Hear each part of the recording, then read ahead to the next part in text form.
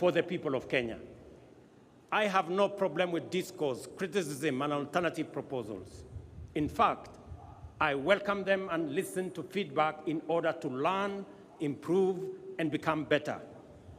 At the same time, I see clearly that a lot of what passes for fact are actually falsehood, and that most opposition is based on inaccurate representations and sometimes outright disinformation. We are at the stage in our social development when digital technologies have immense capacity to amplify disinformation, magnify fake news, and distort facts beyond all recognition. If we give in to these emerging negative trends, we shall pay with our freedom, democracy, and development. I therefore urge all Kenyans to participate fully in our democratic discourse, even as we work hard in nation building. At all times, let us endeavor to engage on the basis of truth.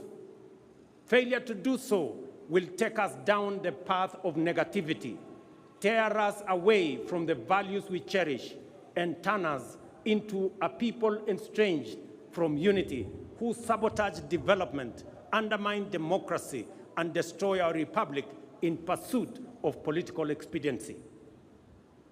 When we say that the cost of basic commodities has come down, it is a fact. When we say that inflation has come down, it is a fact. When we say that our farmers are producing more and better, it is a fact. When we say that Kenyans who have registered for Taifa Care are receiving better services than before, it is a fact. We encourage everyone, including our critics, to engage on the basis of facts and the truth.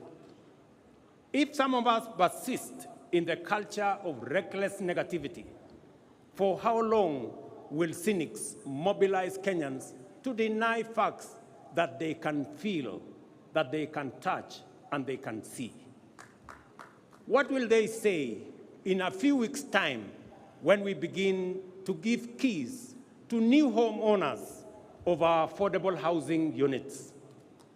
What will they say at the thousands of plumbers, electricians, teachers, health workers, building and construction workers, digital workers, and many more who are already at work, including the 300 young men and women who yesterday were flagged off by my deputy to go and work abroad, joining thousands who are already abroad? Ladies and gentlemen, I am confident in the future of our nation and the capacity of our national transformation agenda to deliver, because I appreciate the strategies we have put in place, the work underway, and the commitment of our people and their motivation to make their contribution. I count myself as one of the many millions of Kenyans who want the best for our nation and all its people, and are committed to putting in the effort required to make our dreams come true.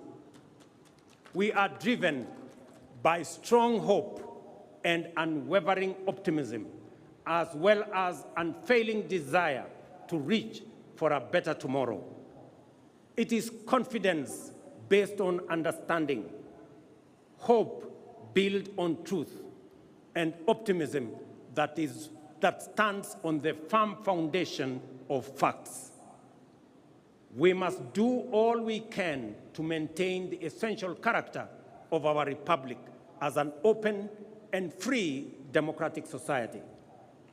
This implies that we must also do all we can to ensure that our political competition and rivalry never degenerates into contest to assault democracy, oppose development, and demoralize the people. We must remember that whatever else sets us apart, we are united by a desire to achieve the best for Kenya and its people. With this in mind, we must promote inclusion and broaden our platform for collective engagement to allow articulation of diverse viewpoints and the expression of fresh, new, and bold approaches. To be transformational, we must be ready to transform ourselves and our strategies on a continuous basis. I will continue to reach out to Kenyans of all walks of life, regardless of their ideological persuasion, to maximize the cross-pollination of the flower of our republic and guarantee robust seeds for future seasons.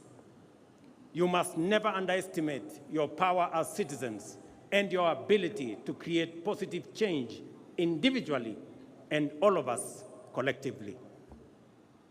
Over time, we have made gradual and steady changes to many of the economic development strategies in order to take on board feedback from the people. In fact, the bottom-up economic transformation agenda has inbuilt mechanisms to improve on the basis of this feedback, because we recognize that as leaders, every day of work is a day of learning from the people, and that every good idea must always give way to a better one. Listening, therefore, is a primary component of effective leadership, and national transformation is a collective enterprise of all citizens. I am grateful to distinguished patriots who have demonstrated outstanding leadership across the political aisle for the spirit of goodwill in which we have engaged to address critical national issues, including resolving the inclusivity challenge by formulating the broad-based government. I also appreciate the good wishes, encouragement, and support from leaders with whom I continue to discuss matters of importance to our nation. I am persuaded that together we can achieve much more and much sooner for Kenya, and that the future of our dreams is now within sight. I readily concede that we yet reach the destination of our aspirations because we have not yet delivered fully. But having said that, it is also a fact that we are no longer where we were a year, let alone 2 years ago. We have moved beyond pledges and commitments and are now making progress in our implementation strategies. There is now sufficient evidence of undeniable character that together the people of Kenya are hard at work to achieve their shared vision of a nation transformed. Our ability to feed the people and to keep them healthy, to empower them and connect them to opportunities, to keep them safe and protect their freedom is improving by leaps